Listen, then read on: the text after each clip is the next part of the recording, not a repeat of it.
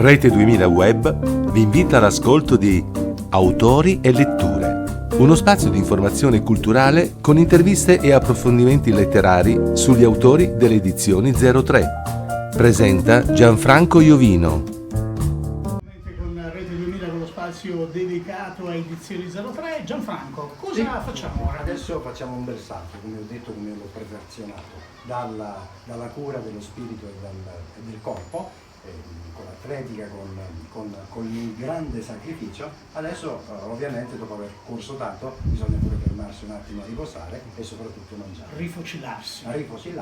E il formaggio, che molti invece indicano come uno dei peggiori nemici della dieta, io lo ritengo invece una delle primizie più assolute. E il secondo ospite di trasmissione è Alberto Marcomini, che dovrebbe essere in linea. Buongiorno.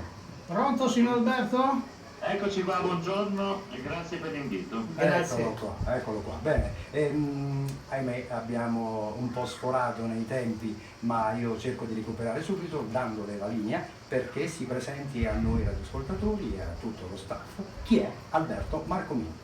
Alberto Marcomini è una persona un po' particolare, un po' strana tra tutti gli altri, ma faccio il giornalista, lo scrittore, prima facevo lo scrittore di formaggi e ormai da 40 anni mi impegno e mi ci tuffo dentro tutto quello che è l'arte casearia. Una volta, tanti anni fa, vivevo in Toscana, il mio vicino di casa era un pastore sardo, io lasciavo giocare le sue pecore in campo, lui in cambio mi dava questa delle carcioffe. Io, a dire il vero, io non ero un grande appassionato di formaggi, quindi queste carcioffe le portavo a Padova da un mio amico che aveva un'enoteca. Gliele regalavo in buona sostanza. Poi un giorno capitò lì Luigi Veronelli, assaggiò, ha detto: ma chi te le date queste carcioffe? È un mio amico che abita in Toscana.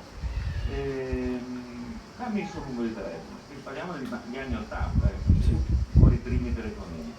E da lì nasce tutto. Ho incontrato Gino, lui mi ha sempre spronato, perché erano anni molto difficili, mi ha sempre spronato ad andare avanti, a cercare, a essere curioso, a scoprire cose buone, e così è stato.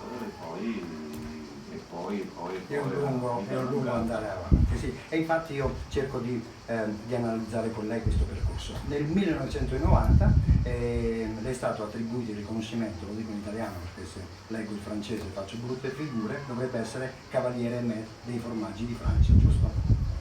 Sì, e questa è stata un'altra sorpresa, perché poi, innamorandomi dei formaggi, invece di partire dall'Italia, sono partito dalla Francia, perché un giorno ero a Parigi con un amico, siamo andati a cena in un bellissimo ristorante e lì ci propose un carrello di formaggi curiosissimo, fantastico, solo vedere, e ne abbiamo assaggiati abbastanza. Poi sono ritornato in quel ristorante da solo, quando mi hanno portato il menù ho detto: lascia stare il menù, voglio assaggiare solo tutti quanti i formaggi. Da lì ho imparato a conoscere i produttori, andavo da produttore in produttore, iniziavo a imparare l'arte di come affinare un formaggio, quindi a girare il brie, girare Conte, fare tante, e poi qualcuno mi ha visto con la passione che avevo e mi ha invitato a Parigi al salone, senza dirmi perché. Poi sono andato lì con un mio amico di Treviso, con il compagno di compagnia, e alla fine ho scoperto che mi è stato chiamato il mio nome e mi hanno intronizzato quindi come Chevalier della Taste Conferita Formaggio. Naturalmente questi titoli danno sempre magari un po' più vecchio, ma allora ero giovane, però è stato un bel riconoscimento, credo che sia stato il lancio. Lei, da esperto dei formaggi, ha preso parte a tantissime trasmissioni televisive su Rete Rai, Mediaset. Oggi collabora ancora con queste emittenti?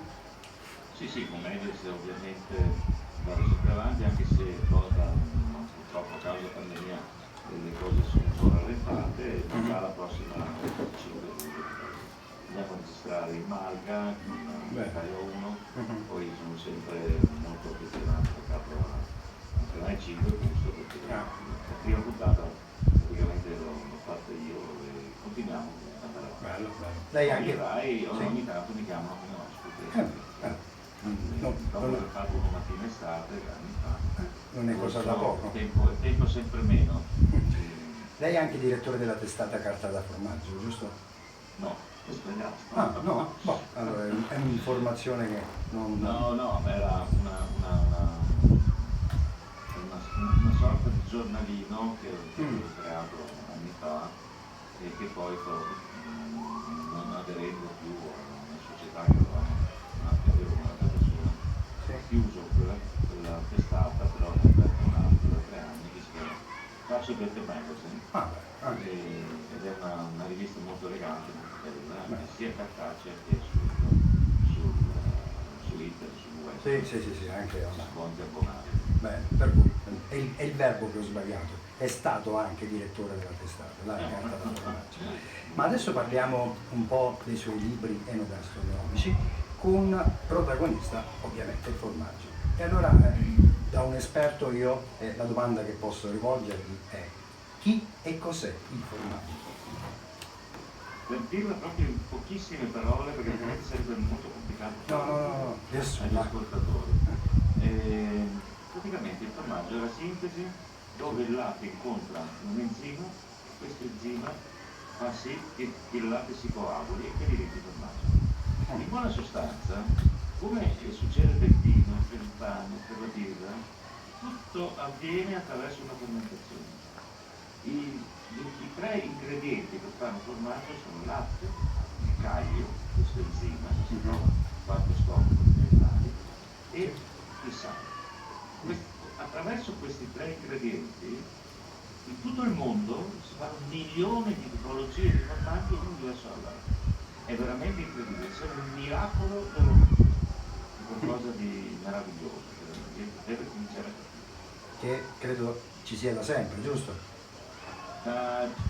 Più di 5.000 anni fa, quindi già internet esisteva 5.000 anni fa, e c'è una bella storiella molto velocemente che un beduino aveva caricato un suo otre che era un ex stomaco di animale del latte, il caldo, lo sbattimento, questo quello, quando è arrivato all'oasi ha aperto questa borraccia, diciamo, e ha scoperto che il latte si era coagulato perché all'interno della borraccia c'erano tracce di enzimi, quindi parliamo di oltre 5.000 anni. Era diventato formaggio. Bene, adesso concentriamoci sui suoi 2 testi, sempre editi ovviamente da Edizioni 03. Il primo è Fucile a 2 passi dal cielo, che è un affascinante viaggio gastronomico attraverso le suggestive valli dei Monti Bellunesi, tra antiche tradizioni, usi, costumi di una cucina di un tempo lontano. Ce lo presenta brevemente?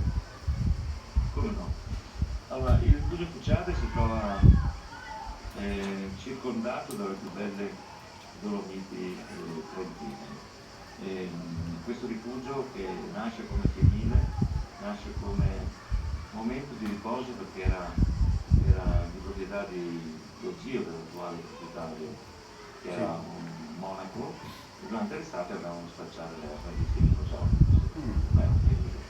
Poi Sergio Rossi ha avuto un'eredità e negli anni ha trasformato una sorta di rifugio alle sorti.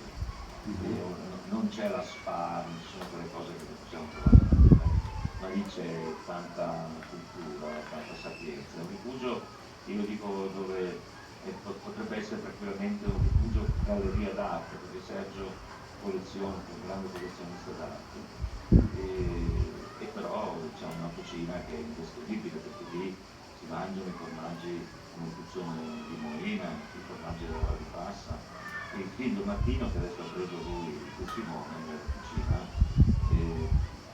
ci propone sempre dei piatti più buoni dell'altro, legati alla tradizione anche del popolo latino, senza parlare poi della carta dei vini, ma è bello da visitare. È un rifugio che ha 5-6 camere, non è tanto, molto Esclusivo, molto esclusivo.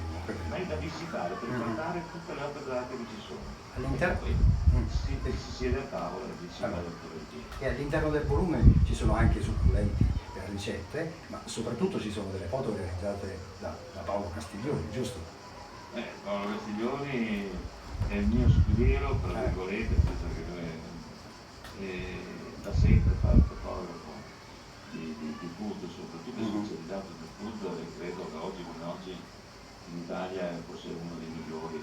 Voglio dire il migliore se non si monta la testa, però uno dei migliori fotografi, dove quando lui fotografa un piatto dove c'è una pasta, mi viene proprio voglia di mangiare quella pagina, quindi ti fa sentire il profumo di quel pasto, di quel piatto. Un talento. È veramente molto bravo, quindi Sì. continuiamo a lavorare insieme. Quindi. E infatti lavora anche sul il secondo volume, quello che è fresco di stampa, Castelmagno, 30 anni di incontri, formaggi e ricette, che porta il lettore ad immergersi all'interno di profumi. Lì siamo nelle Alpi Pugliesi, a 1800 metri, un posto da tavolo, da solo, dove da tanti anni io andavo, per tanti anni andavo a prendermi dalla essa, amica, che diceva Castelmagno, i primi Castelmagni, perché non si conosceva questo formaggio, lo proponevo nei negozi d'Italia. Adesso invece vado per fare un po' di vacanza quando posso, perché c'è un mio carissimo amico che produce il Castelmagno da Sonia, che un Castelmagno è prodotto solo con latte e peschiere. E anche lì ci siamo divertiti a fotografare ricette pazzesche, e questo contribuisce tutto al peso forma mio, che non è stato importante. Un po' di causa si è lavorato per il formaggio, no? Pronto?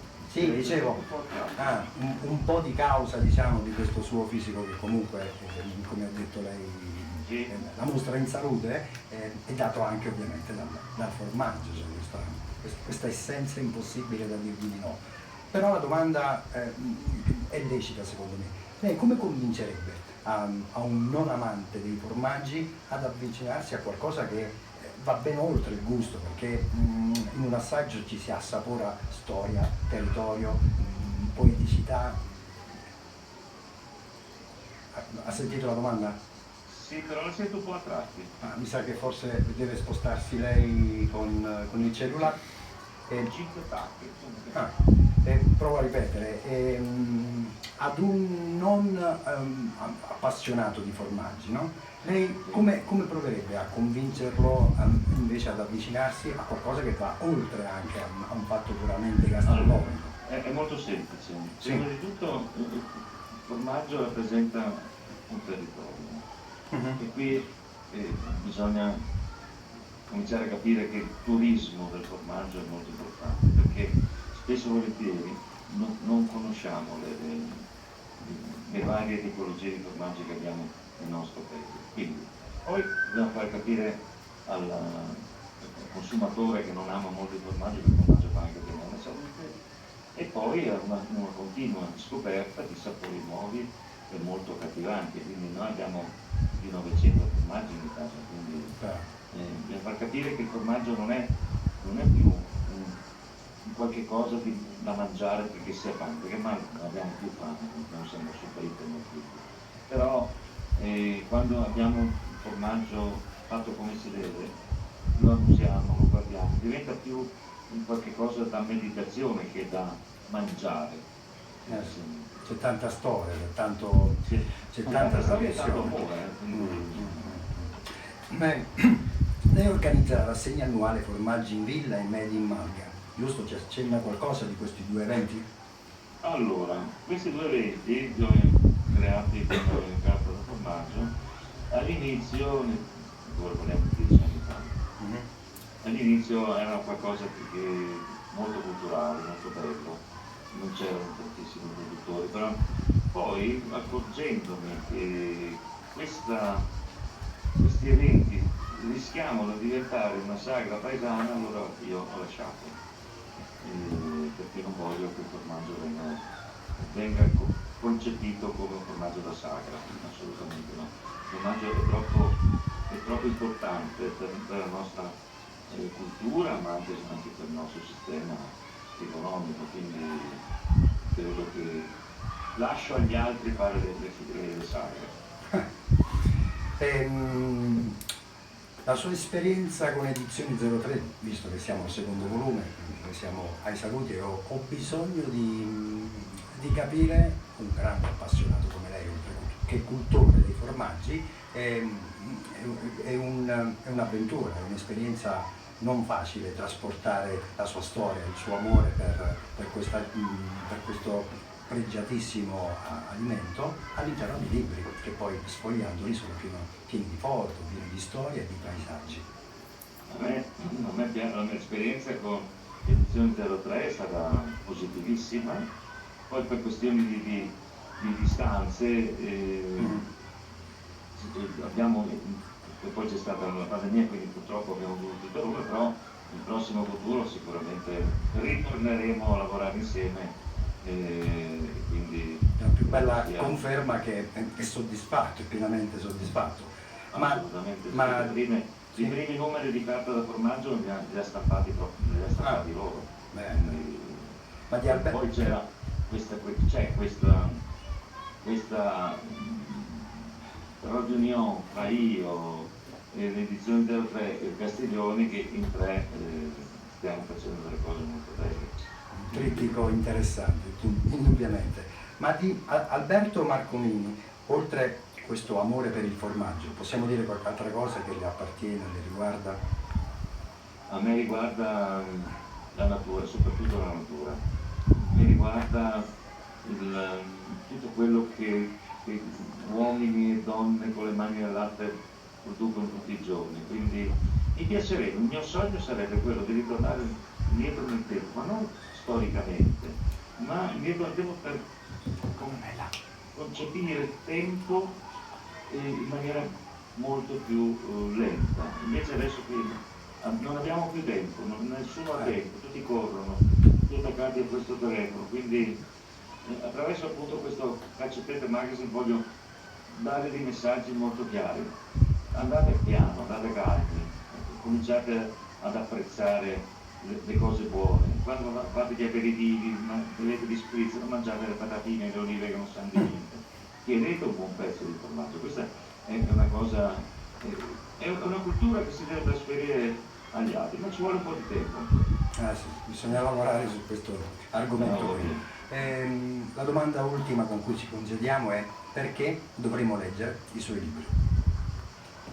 Perché i miei libri diventano una sorta di guida, soprattutto l'ultimo libro che ho scritto, Camminare la terra di formaggi, che è un po' la mia storia, e sono raccolte tutte le regioni italiane, quindi uno legge il libro, poi se lo mette nello zaino e gira e va a vedere dove sono stato io, dove continuerò a camminare in questa terra. E poi sono libri dove ci sono degli aneddoti molto spiritosi, ma soprattutto si parla di cibo. Io sono un tagliatella dipendente, quindi è un libro divertente, non è un romanzo, non sono romanzi, sono libri divertenti ma che insegnano anche qualche cosina. Non voglio diventare il professore, per carità, però andando avanti per questa strada vedo che i consumatori, soprattutto i giovani, stanno cominciando ad avvicinarsi al formaggio. Questa è una cosa molto bella. Se non sono guide, senza alcun dubbio sono dei veri e propri suggerimenti da parte sua. Suggerimenti, sì. Sono suggerimenti. Bene, Alberto Marcomini, io la ringrazio, mi dispiace del poco tempo, ma perché l'argomento meriterebbe molto più spazio, e poi ogni tanto tra una domanda e l'altra, Michele, bisognerebbe pure assaggiarli questi formaggi, no? Ce ne sono tanti. Ce lo dovrebbe faxare. Sì, per cui un prossimo incontro, se viene qua, la è prossima gradito. volta vengo in studio personalmente, porto lì i formaggi che dico. Sì, perché poi abbiamo sfogliato tante foto, ma tanti formaggi, a Michele dice basta perché ho fame. Certamente. Io la ringrazio e ringrazio Alberto Marcomini e i suoi 2 testi di specializzazione sui formaggi, ma ringrazio anche Rete 2000 Web per questo spazio che ci ha concesso, e Edizione 03, che è una casa editrice che non va a caccia di talenti ma li crea attraverso 1000 mondi e 1000 opportunità. Grazie Grazie e buona estate. Grazie anche a lei. Michele, siamo i saluti, posso solo ringraziare e suggerire io invece, sotto l'ombrellone portate sempre un buon libro che non vi farà mai sentire soli. Grazie a Gianfranco Iovino, e ovviamente l'appuntamento con l'edizione 03 è tra 15 giorni. Ci sarai ancora o parti per qualche vacanza? Sotto l'ombrellone. Sotto l'ombrellone, quindi dello Sporting, con il libro. Quindi vedremo tra 15 giorni i nuovi ospiti, i nuovi autori di cosa ci consigliano per quest'estate, per queste buone letture. Grazie a voi della vostra partecipazione. Buonasera. Avete ascoltato Autori e letture, una produzione di Rete 2000 Web in collaborazione con Edizioni 03. Ha presentato Gianfranco Iovino.